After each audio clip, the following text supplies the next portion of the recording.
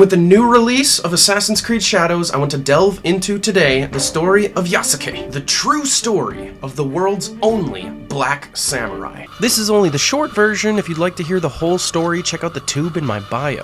Yasuke arrived in Japan under ambiguous circumstances, but the important thing is he somehow found his way into the service of an Italian man by the name of Alessandro Valignano. Valignano was a Jesuit missionary trying to spread the good faith to the east. They arrived in Kyoto to a massive spectacle with tens and thousands of people who were drunk from outlying villages. So as soon as Yasuke came there, you knew it was going to be a problem. As they were marching through the throngs of people came up to Yasuke and started ripping at his clothes. These brawls started breaking out amongst the people. Other guards from the city had to come in and defend Yasuke because they were basically trying to suffocate him out of curiosity. It got so out of control that Nobunaga actually had to order his generals to come in and help with the situation. In this scenario, General Hideyoshi actually came in with his mounted troops and drove away the crowd. Hideyoshi himself came inside once the crowd was dispersed. He pointed to Yasuke and said, "You're expected." And so Yasuke was summoned alone to see the most powerful lord in all of Japan. Yasuke impressed him with his extensive knowledge of the military and also of foreign countries. As I said, he was a very brilliant man. The next day, Valignano actually had his audience with the great lord. The lord told him all about how much he loved Yasuke. He offered him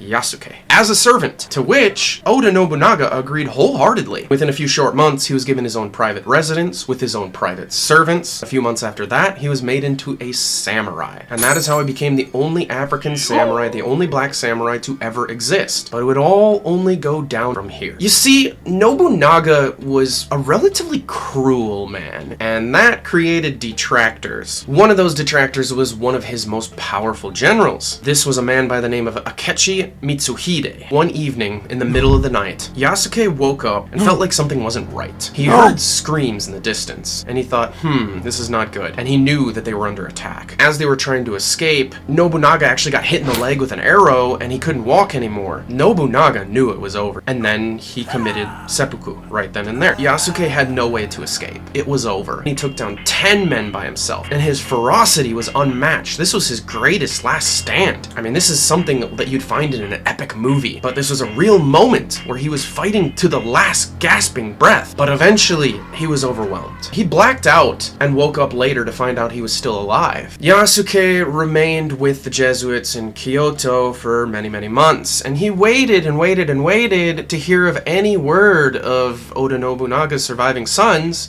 to see if he could get back into the clan. No word ever came for him.